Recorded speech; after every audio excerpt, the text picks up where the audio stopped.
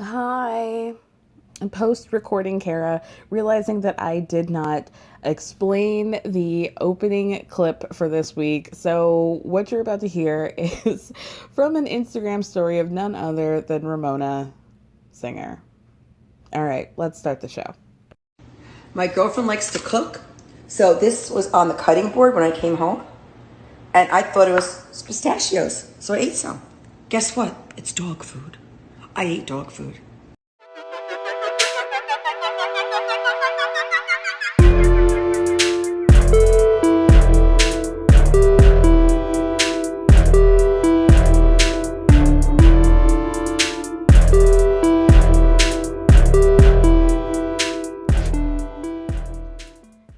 Hey everyone, welcome to another episode of Everyone's Business But Mine with me, Kara Berry. Woo! I hope you guys are ready. We're embarking on an unprecedented moment right now. So, I don't know if you need to get some tea, if you need to sit down, maybe do a couple yoga poses, stretch it out. I don't know. I just all want us to be in a space of drama. Okay? I want you to be ready to receive it. I want you to be ready to snark with me. And I just want this to be a moment where it's like me and you, we're gabbing and really talking about what's happening. One of the things that I was most excited about to talk about on this podcast was internet stuff. And I feel like I've a little bit failed myself on that. But we're back, baby. And I'm ready to talk about it. So, the unprecedented moment, and I'm not sure if you could call it unprecedented because I've really only started this segment a month ago, but we're already into unprecedented territory. We're going to have a double girl this week. Wow. We got to start with number one, Leandra Medine Cohen. For those of you who don't know, she is the founder, the former head of Man Repeller. So if you don't know what that is, here you go. Just a baseline Man Repeller for Dummies. It was a blog that was created in 2010 by Leandra. She was still in college at the time, and basically the premise was she had a fashion blog dedicated to her fashions and the idea that we should, as women, stop dressing for the male gaze. A concept that is actually really cool. The idea of just do what you want. Don't feel like we have to impress men. I like it. On paper, it is a great concept. So Man Repeller was probably one of the top women's fashion blogs over the course of the past 10 years. So everything was going as fine as you would expect a rich white girl from New York who found herself in fashion would go, which is to say very well. Until last year. So Man Repeller had been, like a lot of the women's fashion blogs, highly sanitized might not be the word, white. Just extremely white, not really representative of all women. Leandra is also very thin. I would describe her style as a little bit how nowadays Bella Hadid just wears whatever the fuck she wants, and it's clearly she's doing it, and the girls go up for her because she's skinny, right? So Bella, you guys, my firm opinion, I stand by it. I said what I said. Bella Hadid's fashion, her streetwear fashion, trash, okay? It's not good. It's how we all say, is he hot or is he tall? It's is Bella's fashion good or is she just skinny? And I believe she's just skinny. Anyway, it's kind of, it's moneyed, it's streetwear, it's somehow uptown and downtown New York, which is mixing the preppy with the a little bit more fashion forward streetwear kind of vibe. But layered and funky. It's like if Punky Brewster went to, a prep school in New York. Like, that would be the kind of vibe that she would go for. So, like I said, smooth sailing until last summer, in which Man Repeller had, we all had these conversations about companies and their responsibility when it comes to allyship, be it among the races, among, a sexual preference, whatever. And there were a lot of, we all know, black squares going up on Instagram posts. There were a lot of, we stand with you, we hear you, we support you. And then the immediate backlash, which was what happened with Man Repeller, of, we don't see ourselves represented in your brand, so why now? How do you say that you're standing with us and that you see us if this is really the only time in which you've spoken out? On top of that, there were also calls coming from within the house, within the people who had been employed by the company, either were currently employed or had been employed, of, hey, we don't really feel seen in the workplace. So, ma'am, what is this, honey? Okay. With that came a very quick downfall, probably the quickest downfall of a pretty successful, seemingly solid company that I had seen in quite some time. Basically, within the span of a month, we got your typical, iOS press release. We're sorry, we understand what's happening. And then there was another thing of a black woman who happened to be the only senior member of Man Repeller, saying that she had been fired. Now, she was I believe her name was maybe Chelsea. She was the events coordinator for Man Repeller, and I think they fired 3 people within like the first few weeks of the pandemic, right? She was one of them. Only black senior member of the staff. So she had come out and said that she felt some type of way, and let's flash forward to now. So Leandra did an podcast. It is called The Cutting Room Floor, and the host is named Rachel Amandi, Recho. So she had come on this podcast, and girl, it is a disaster of epic proportions. Like, Caroline Calloway could never have this bad, she has been creaming herself to have this bad press that Leandra's having right now. Oh, I'm sure she's so jealous right now. Anyway, you guys have to listen to this podcast. It is wild. And here's why it's wild. I mean, are we used to women, especially white women, who are privileged and who are in their own privilege bubble and who don't seem to get it? No, we're very well seasoned on that. But this is really on another level. So the episode of this podcast starts with Rachel setting us up with all the tea, all the background. So this podcast, it's 2 parts. She released one part on her free feed, and the second part is going out on her Patreon. And I will link the podcast episode in the episode description of this episode, but here's some highlights, and then you guys can go listen to the rest of the hour and a half of this. Wow, you guys. So Rachel starts off by saying that this is the 3rd recording that she's done with Leandra. The first one happened, and apparently Leandra was so rude that she didn't want to release it. She scrapped it. The second time happened after George Floyd's murder. Apparently this happened within a couple weeks. Leandra reached out to Rachel. It should go without saying that Rachel's black, to have another conversation.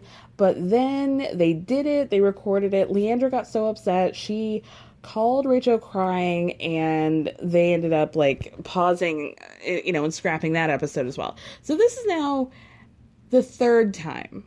And you can tell in the very beginning that where everybody is. right from the jump, it's almost like uncut gems where you're just like, you're almost like, it takes you a second to realize, oh, we're in the world now. We're in this universe. We just got dropped into this universe, right? So you get the dynamics of these two women immediately. You get Rachel's weariness. The weariness of a woman who has had to do this 2 times before, wasn't really fucking with her the first time, through the kindness of her own heart did it a second time. That shit got scrapped, and now she's doing it a third time. You can tell that she's like, I don't really know why I'm doing this, but here I am.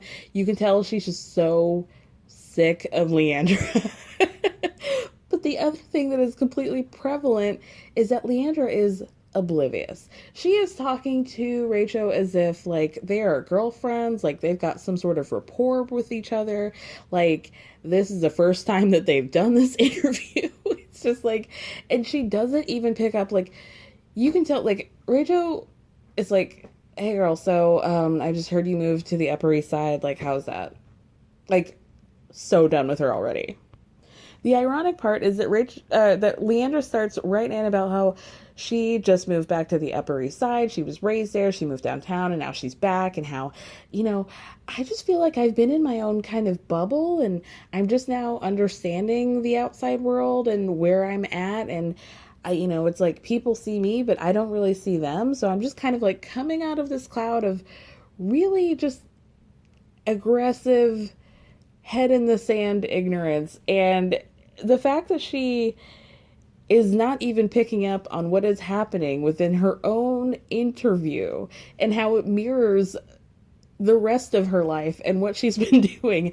And she's telling the story as if it's like just like a funny little anecdote of like, I've just been like so in my own world that like I don't even know what's going on out there. And from there it is just a downward spiral.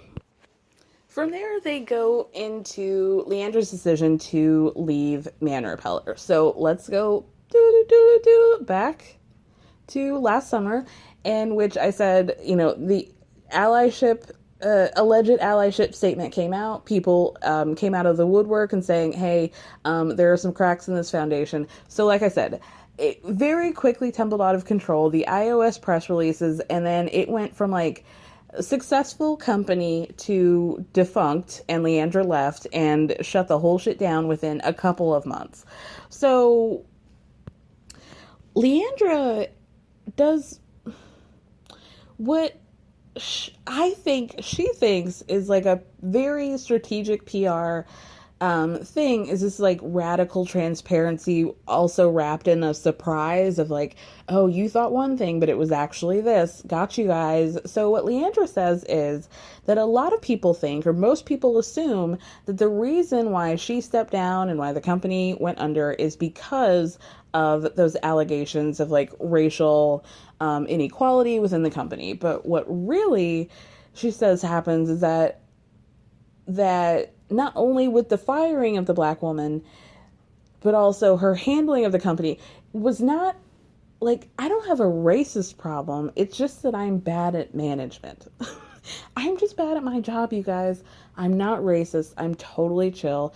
It's just the company turned into something that I didn't want, I wasn't prepared for, I couldn't do, and that's the real reason why I left. And I know it looks like other reasons, because just very quickly I had several meltdowns and just dropped the company, but no, it's just because I was bad, you guys, don't worry. So Rachel does the very fair thing of talking to and reaching out to the woman who had been fired to see, what do you think happened? Where from where you stand, what is going on here? So she said, wouldn't you guys be surprised to see that she had a very different outlook on the whole situation? So interesting. So what Homegirl says is that she was, like I said, one of the only senior member, full-time senior staff member at the company, that she introduced a concept that I had not heard of, which is pet to threat, which is a concept is when a minority comes into situation, they are tokenized as like, hey, we're cool. Don't you see? We have a black girl, or we have an Asian guy here, or, there's our gay. See? Hi, gay. Like, here we are. We're cool. But then she felt as if she was bringing a lot to the table, and that with the more people came aware of her position in the company through posts on social media like, hey, this is her, here she is, like, we love your style, we're cool, she started gaining her own social media following. And she feels like at that point, Leandra and the higher ups were like, pet to threat, token black girl to, oh, she's not going to outpace us. So she says at that point, she had been, they would have meetings she wouldn't be included in. They would do all these things and not include her. She said that at one point she confronted Leandra and the higher ups about, hey, like, why am I not part of these meetings if every other senior staff member is?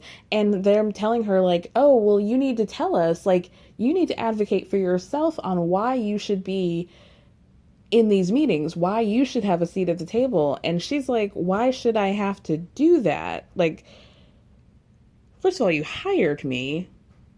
I'm bringing a lot to the table, bringing a lot to this company. She says she was the event coordinator, that when she was brought onto the company, they didn't really have a space for themselves in the event space, that they would do events, but they never, like, that basically she built out the events part of Man Repeller, and that she, not only that, she was floating amongst all different areas of the company, much like most of the other senior members. So it wasn't as just like Leandra was saying, the reason why we let her go was just brass tacks. It was the pandemic. We let her go because she's the events coordinator. We knew we weren't going to be having any events, even though they fired her like 3 weeks, and 3 weeks into it. And the chick brings up a great point of like, none of us knew what the future was going to look like. Like, sure, if you maybe knew in the next, like, we were still living, like, she's saying at the time she got fired, she was fired. We, as a society, were still in that, like, oh, maybe the world will go back in 2 weeks or maybe a month. Like, it was still, we were still very hopeful at that point. And, basically that she just felt sucked over, that she felt like she got the job because she had to, and she felt like there were people who were not contributing as much and were not as important to the, not as an important cog in the machine as she was, and just like very, very messy. Leandra, even, the shocking thing is that we know that she set up immediately. So we know, listening to this interview, that this is the third time that she's done it. She's had a year to think about all of this, a year to unpack her responsibility, and on top of that, 2 other tries at this interview with this black woman about what she should say, and yet this is like the best she could do. And then the Leandra somehow shifts into a conversation about privilege, specifically hers, and she basically paints herself as a Dan Humphrey of the Upper East Side. So she says that she didn't realize until she was 31 last summer that she was rich, that she grew up rich. She was not poor. She said that she thought the whole time growing up that she was poor, that they were on the brink of homelessness, and that she had lived in like a destitute family because she came from the family. Both her parents were immigrants. She is of Turkish and Persian descent, and that their mindsets, her parents' mindsets, were that of like, what did you contribute today? And she tries to make it seem like she tries to make it seem very poverty minded, but it didn't really seem that way to me. It just seemed like her parents were hard workers, and yeah, they were immigrants, and I think she felt very othered by her parents' immigrant status and unaware of the fact that like she thought of herself as a brown woman, but if you see Leandra, she very clearly presents white, and she obviously benefits from that and has privileges from being a white passing woman. The ignorance of that, I can handle that. I can understand if you are the first generation of two immigrants, especially even if you are white passing, I can understand feeling different. I can understand feeling other. And I get that. I can't really fault her for feeling that way. She clearly is not still aware of her racial privilege, even though she acknowledges it to a certain extent. The issue is like the fact that she thought she was poor. And the highlight for me of this episode was obviously like this host has an editor, the podcast has an editor, and this guy, was also the family of a child of immigrants, the first generation, living in New Jersey, and had a very different experience from Leandra. And he was like, I could not handle listening to this woman try to like paint herself as this poor child when really she had all the privileges of basically any other Upper East Side kid growing up. So Leandra, went to private school. She admits that her parents, she was never on financial aid. They were never in debt for her education, that was never an issue. She went to a private Jewish girls' school. She went to, she just had all of these privileges. But like I said, where the Dan Humphrey of it all comes in is like, she was like the poor one of the rich kids, or she would like us to believe that. She tells this very harrowing story, you guys, of how, oh my God, how she only had $20 left from her allowance one day, and all her girlfriends and classmates were going to go to Serafina. Serafina, for you guys, what would I even describe it as? Serafina is the kind of place that the kids from Gossip Girl would have gone to. It's mostly adult. It's expensive. It's that kind of like quiet expensive. It's like not like a like STK that is sort of like loud and bombastic, and that you're gonna spend money there, like you're gonna spend $200 there.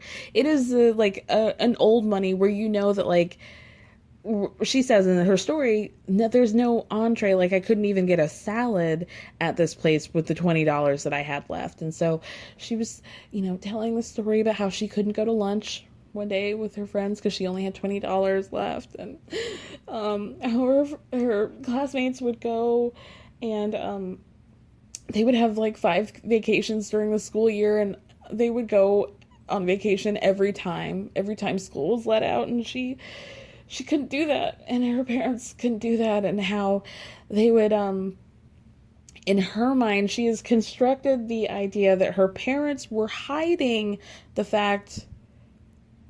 It was like she wanted it both ways. That she thought she was poor. And she's like, I also think that like maybe my mom thought that she was poor when she was living in Israel. And then when she was living in Paris. And then when she was like, when she was jet setting around the world, I think my mom thought she was also poor. And I think I inherited that mindset from her. And she said she's created a scenario in which her parents, like, she wouldn't be the one who could go on all 5 vacations when school let out. And that her parents, she felt, would try to skirt around the issue by not saying that. It would be like, oh, we're not going to go this time, but we'll maybe go next time. And she felt like that was because they couldn't afford to. And she had some sort of come to Jesus moment with her parents about, hey, I think you guys, she said, okay, so her family would make up excuses according to her, about why they couldn't take vacation all 5 times in this school year. And she felt like flash to when she was 16 and she couldn't go to Serafina because she only had $20, and she told her girlfriends like, "Oh, I have something else to do," to avoid the fact that she couldn't afford to go. That she was like upset with her parent. Like, I realized that I had this inherited trauma of being dishonest with people and not owning up to the fact that we were rich, but not you had to prove that you had $100 million in liquid assets to live in this building rich, like my friends. God, can you imagine? Prayers up for Leandra, girl. I hope you get through that. She also fails to mention this entire time that, like, not only do her parents have a really nice apartment, which she does clarify, she does make sure to clarify that it is in Yorkville, which is a little bit higher. So if you're like a Housewives fan, let's say Luann and Sonia and Ramona live in the East, like 60s-ish, 50s, 60s. So that's really where like the Shishi Upper East Side is, like the 60s, 70s, close to Central Park. And then you get from like the 80s and 90s, and that's Yorkville. Yorkville, still very nice, still Upper East Side, but it's like the more affordable Upper East Side. So, she had to live in Yorkville on 83rd Street. Can you imagine? And 83rd Street, by the way, is like barely Yorkville. Like barely. She lived in the richest part of the poor part of the rich part of her neighborhood, if that makes sense. And what else did she say that like fucked me up, sis? Oh, I forgot to mention. This is what she failed to mention, is that not only did her parents have that nice apartment, that they also had a house in Southampton. So where she spent her summers. So girl, y'all have a whole other house in the chicest part of the most expensive neighborhood, vacation town, beach town in the country, probably the world. God, but yet couldn't have a salad at Serafina.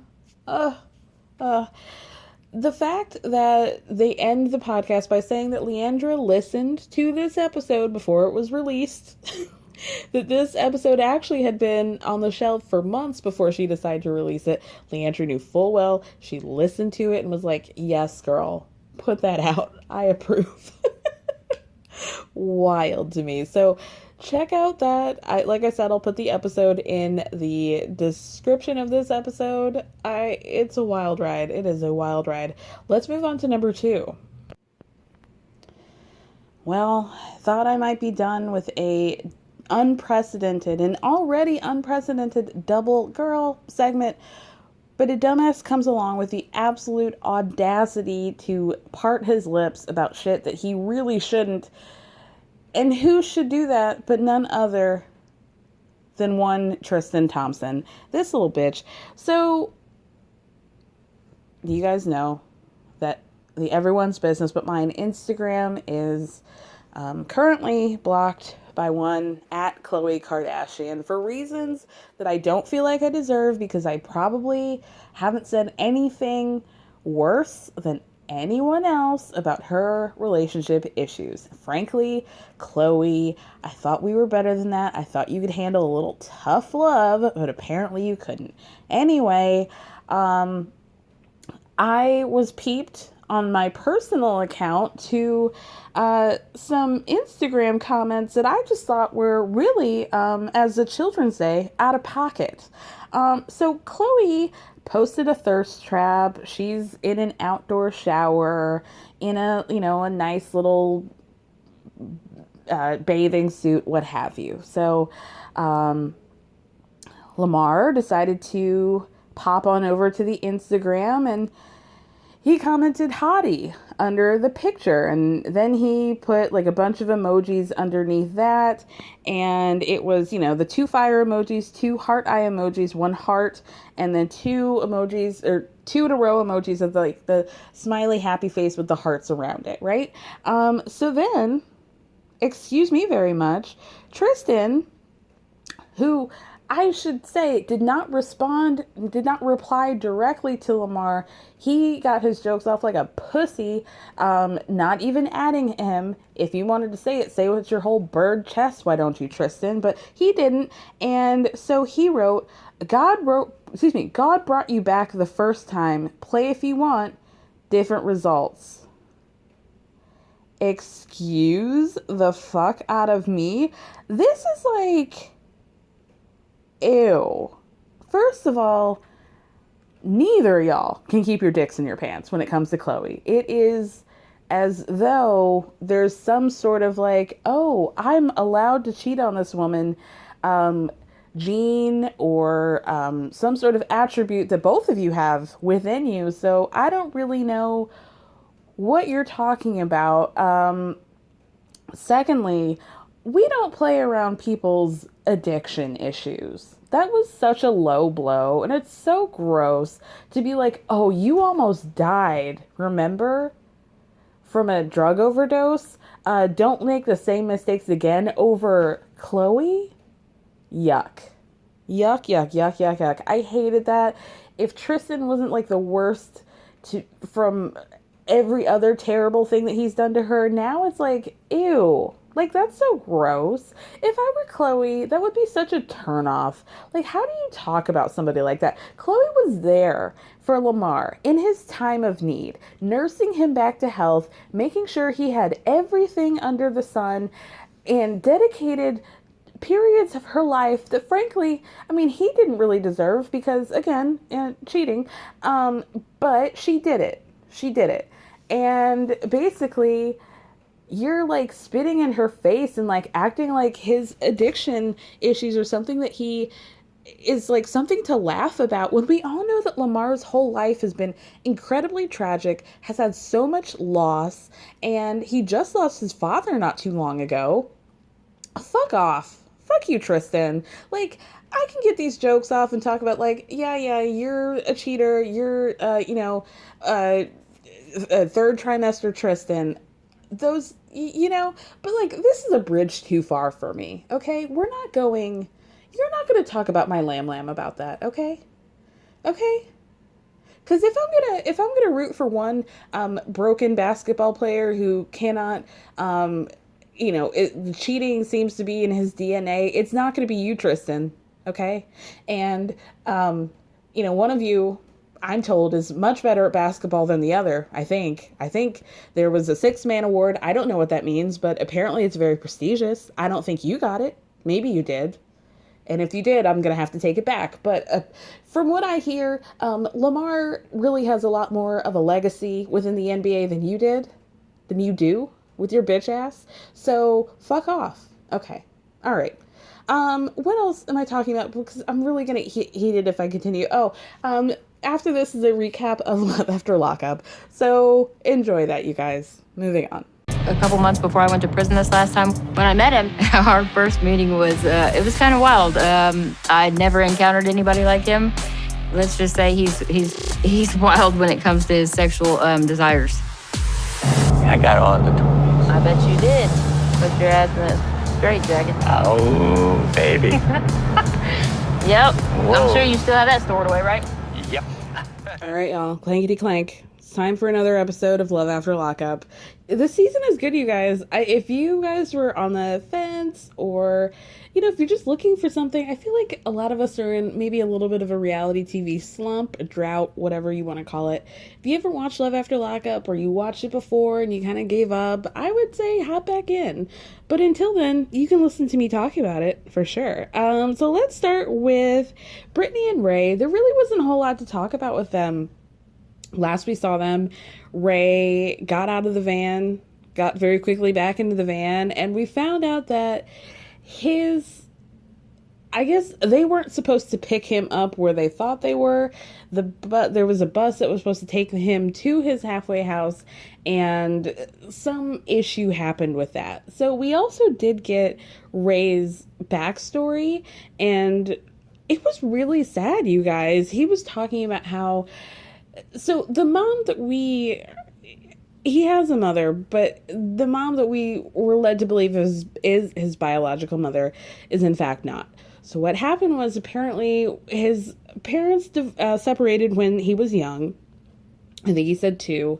And when he was 11, his biological mother was murdered. She was shot 5 times in the chest. They don't know who did it. They don't know the motivation behind it.